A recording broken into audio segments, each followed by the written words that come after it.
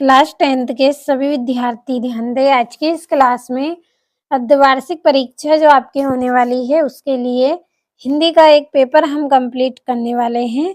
तो आपका जो पेपर है वो 75 नंबर का है और अगर आपको जो मैं प्रश्न बता रही हूँ अगर आप कंप्लीट करते हैं तो आपको 60 अंक इससे प्राप्त हो सकते हैं। तो उसके लिए आपको पूरे प्रश्नों को कंप्लीट करना है और साथ में पूरा वीडियो लास्ट तक देखना है ताकि अच्छे से आप प्रश्नों को समझ सके। तो चलिए बिना किसी देरी के हम पहले प्रश्न को पढ़ते हैं। तो ये आपका पहला प्रश्न है जिसमें आपको सही विकल्प चुनकर लिखना है। तो पहला है आपका सुरसागर के रचयिता हैं, तो इसका आंसर आएगा आपका सूरदास। दूसरा है आपका कवितावली के रचयिता हैं, तो इसका आंसर रहेगा तुलसीदास। तीसरा है नीरस शब्द का संधि विच्छेद होगा, तो इसका आंसर रहेगा नी प्लस रस। 12 नंबर वाला यानी कि जो बी नंबर वाला है वो सही रहेगा। चौथा है आपका दोहा छंद के प्रत्येक चरण में मात्राएं होती हैं, तो कितनी मात्राएं होती हैं? 24 मात्राएं होती हैं। कंप्लीट अच्छे से करें। अब अगले प्रश्न की ओर बढ़ते हैं।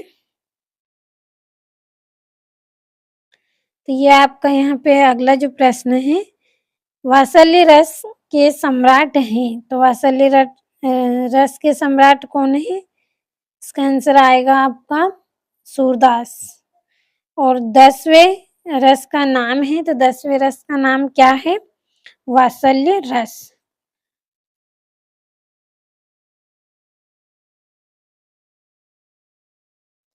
अब जो अगला प्रश्न है आपका, इसमें रिक्त स्थान भरने हैं। पहला है आपका संधि के डेढ़ प्रकार होते हैं, तो संधि के 3 प्रकार होते हैं।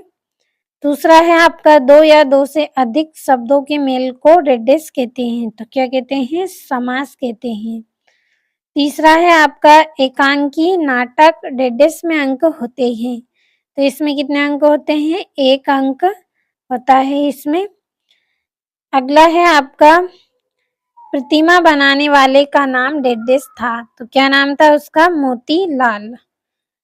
पांचवा है चौपाई छंद के प्रत्येक चरण में डेढ़ मात्राएं होती हैं, कितनी मात्राएं होती हैं? 16 मात्राएं होती हैं। छठा है आपका प्रयोगवाद के जनक माने जाते हैं, तो कौन माने जाते हैं? अज्ञे माने जाते हैं। तो ये आपके रिक्त स्थान कंप्लीट हो गए हैं। अगला जो प्रश्न है आपका, इसमें आपको जोड़ियां बनानी है। तो हम जो बाकी के आपके प्रश्न हैं, जो 6ठे नंबर से आपके प्रश्न स्टार्ट हुए हैं, इन प्रश्नों के आंसर की पीडीएफ आपको मिल जाएगी। तो जिस वीडियो के डिस्क्रिप्शन में आपको नंबर दिए जाएंगे, तो आप वहाँ पे कॉल कर दीजिए और क्लास और आपके बारे में पूरी जानकारी आप दीजिए, आपको पीडीएफ मिल जाएगी। जब तक अच्छे से कंप्लीट करें। अब भरनी है तो चलिए भर लेते हैं जल्दी से।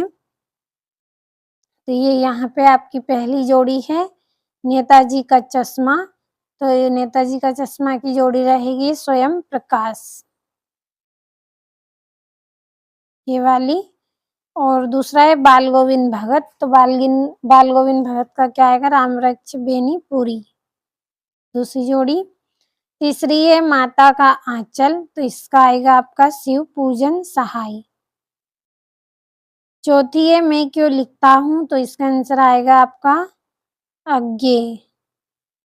और आत्मकथ्य, तो आत्मकथ्य का आएगा जयशंकर प्रसाद, ये आपकी 5वीं जोड़ी। छठी जोड़ी है उत्साह, तो उत्साह का आएगा आपका निराला। तो ये आपकी जोड़ियां हो गई। अब अगला जो प्रश्न है इसमें आपको एक वाक्य में उत्तर करने हैं, तो कंप्लीट कर लेते हैं हम इनको भी।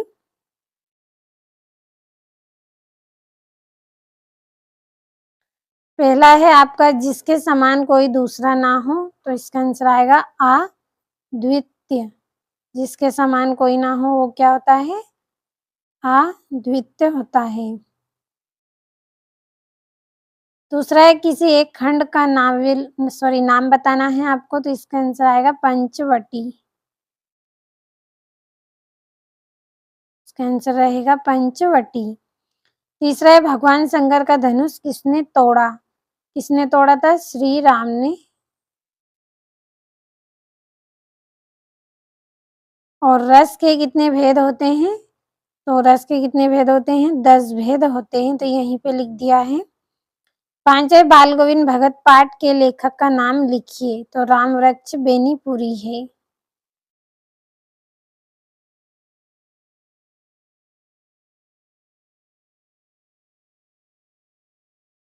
राम वृक्ष बेनीपुरी।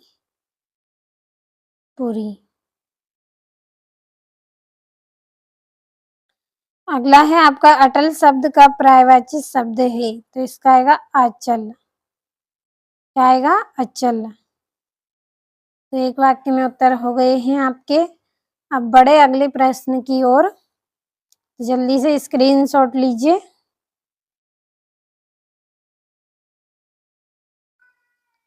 अब ये आपका अगला प्रश्न है जिसमें आपको सत्य सत्य बताने हैं।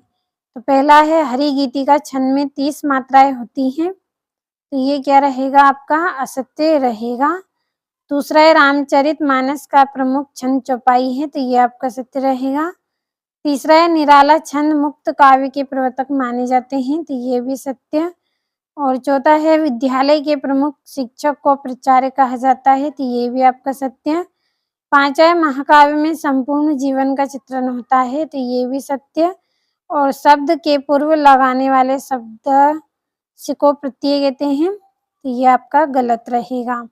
और ये आपका छठा प्रश्न है कृष्ण को हरिल की लकड़ी कहने से गोपी का क्या आशय है? 2 नंबर का है। और गोपियां कृष्ण से अपना मन वापस क्यों लेना चाहती हैं? अब ये आपके यहाँ पे बाकी के प्रश्न हैं, सारे 2-2 नंबर के हैं। 7वां, 8वां, 9वां, 10वां प्रश्न तो पूरे अथवा सहित बताए हैं मैंने आपको। अब बढ़े अगले प्रश्न की ओर। स्क्रीनशॉट आपको लेते चलना है।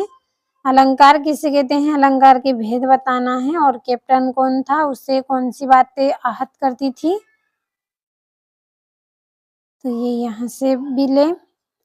और आपका जो अगला प्रश्न है 18वां, ये 3 नंबर का है। इसमें आपको गद्यांश की संदर्भ प्रसंग व्याख्या करनी है 3 नंबर में। और ये आपका 19वां है मेरा भारत महान विषय पर अनुच्छेद लिखिए। और 20वें में भी आपको संदर्भ प्रसंग व्याख्या करनी है। और ये आपका 21वां है जिसमें विद्यालय से बुक बैंक के लिए आपको आवेदन पत्र करना है पुस्तकें लेने के लिए। और 23वें प्रश्न में आपको अपठित गद्यांश दिया गया है, तो ध्यान से इसको पढ़ना है और नीचे लिखे प्रश्नों का आंसर करना है। तो हर एक प्रश्न का आपने अच्छे से स्क्रीनशॉट लिया होगा। अगर आप वार्षिक परीक्षा में अच्छे अंक लाना चाहते हैं तो इन प्रश्नों को कंप्लीट करें